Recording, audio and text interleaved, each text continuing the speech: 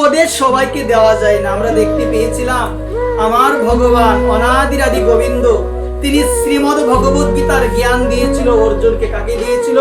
অর্জুনকে দিয়েছিল। অর্জুন বলেছিল আমি যুদ্ধ করব না, কিন্তু আমার ভগবান প্রাণ গোবিন্দ তিনি অর্জুনকে গীতার তত্ত্ব তিনি দান করেছিল, যার ফলে অর্জুন তিনি যুদ্ধ করেছিল। একবার প্রেম সে যখন কুরুক্ষেত্রে যুদ্ধ শেষ হয়েছিল মা, শেষ হওয়ার পরে যুধিষ্ঠির আমার ভগবানের কাছে এসে বলল যে আমি কখনো এই রাজ সিংহাসনে বসবো না, কারণ আমাদের আত্মীয় স্বজনদের বধ করা হয়েছে, তাদের রক্তে মাখা সিংহাসনে আমি কখনো বসবো না। যুধিষ্ঠির মহারাজ বলছে যে কুরুক্ষেত্রে যুদ্ধ হয়েছে, আমাদের সমস্ত আত্মীয় স্বজনের বধ হয়েছে, তাদের রক্তে মাখা ওই রাজ সিংহাসনে আমি বসবো না। এই কথা যখন আমার প্রাণ গোবিন্দকে যুধিষ্ঠির মহারাজ বলল, আমার প্রাণ গোবিন্দ কিন্তু যুধিষ্ঠির মহারাজকে কোনো উপদেশ দেই না। একবার এই কথা বলার পরে আমার ভগবান যুধিষ্ঠির মহারাজকে বলো চলুন তাহলে যাই, পিতামহ ভীষ্মের কাছে যাই। কার কাছে যাই? পিতামহ ভীষ্মের কাছে যাই। তখন কি করলো? যুধিষ্ঠির মহারাজকে নিয়ে আমার প্রাণ গোবিন্দ গেল কার কাছে? সবাই বলো, পিতামহ ভীষ্মের কাছে গেল।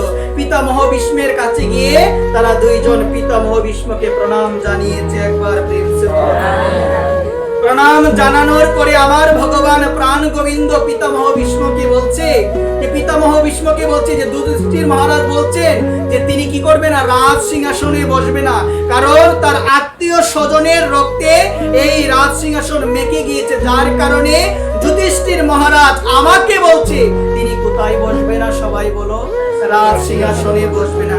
এই কারণে আমি নিয়ে এসেছি আপনার কাছে, আপনি যুধিষ্ঠির মহারাজকে কিছু উপদেশ করুন, যে উপদেশ প্রাপ্ত হয়ে যুধিষ্ঠির মহারাজের মন শান্ত হবে, তিনি পুনরায় রাজ সিংহাসনে বসবে। একবার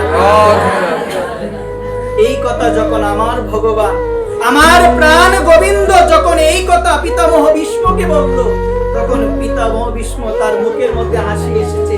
পিতামহ ভীষ্ম তিনি আমার প্রাণ গোবিন্দকে বলল, তুমি হলে ভগবান, তুমি সব জানো, তুমি জানো না এমন কিছু নাই, কিন্তু আজকে তুমি নিয়ে এসেছো আমার কাছে, আমি কি বলবো? তখন আমার প্রাণ গোবিন্দ বলল, দেখুন আমি অর্জুনকে ভগবত তত্ত্ব জ্ঞান দান করেছি, কারণ অর্জুনের শ্রদ্ধা ছিল আমার প্রতি। অর্জুন বলেছে কার কন্য দুঃসহবত স্বভাব পৃচ্ছামি তম ধর্ম সংরচ্যতা যশ্চৈয় সন্নিশ্চিতং শিষ্যস্তেয়ং সাদি মাম তাম প্রপন্নম। অর্জুন বলছে কার পণ্য জনিত দুর্বলতার প্রভাবে কি করা উচিত কি করা উচিত না সেটা আমি জানি না।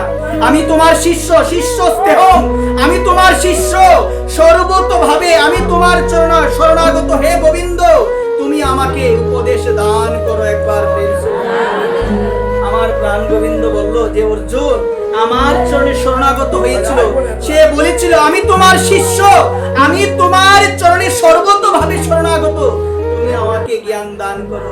তখন আমার ভগবান পিতামহ ভীষ্মকে বলল, এই কারণে আমি অর্জুনকে ভগবত তত্ত্ব জ্ঞান দান করেছি, আমি যুধিষ্ঠির মহারাজকে দেই না। কেন? আমি হলাম অর্জুনের সমসাময়িক। যুধিষ্ঠির মহারাজ আমাকে স্নেহ করেন, আমাকে ভালোবাসেন, আমাকে ছোট ভাই রূপে ভালোবাসেন, কিন্তু যুধিষ্ঠির মহারাজের অন্তরে আমার প্রতি শ্রদ্ধা নাই, যার কারণে আমি যুধিষ্ঠির মহারাজকে ভগবত তত্ত্ব জ্ঞান দান করি নাই, আমি নিয়ে এসেছি আপনার কাছে। একবার আমার ভগবান গীতায় বলছে শ্রদ্ধাবান লভতে জ্ঞানং তৎপর সংযতেন্দ্রিয় জ্ঞানং লব্ধা পরাং শান্তিং চিরনাদি গচ্ছতি। মা, তোমার হৃদয়ে যদি শ্রদ্ধা না থাকে, এই জায়গার মধ্যে বসে যত সাধুই তোমাকে কথা শোনাক না কেন, ভগবানের কথা, আমার রাধা রানীর কথা, সেই কথাগুলো তোমার অন্তরে কখনো প্রবেশ করবে না, কারণ জ্ঞান লাভ করতে গেলে অন্তরে শ্রদ্ধা থাকা দরকার। আমার ভগবান তিনি দেই নাই জ্ঞান, তিনি জ্ঞান দেই নাই। কেন দেই নাই জ্ঞান? কারণ যুধিষ্ঠিরের শ্রদ্ধা ছিল, স্নেহ ছিল, কিন্তু শ্রদ্ধা ছিল না, যার কারণে আমার ভগবান বলছেন যাদের অন্তরে শ্রদ্ধা নাই তাদেরকে উপদেশ করা যাবে না। একবার এখন প্রশ্ন আসতে পারে, মা এই শ্রদ্ধাটা তুমি কোথায় গেলে পাবে? এই শ্রদ্ধাটা কোথায় গেলে অন্তরে আসবে?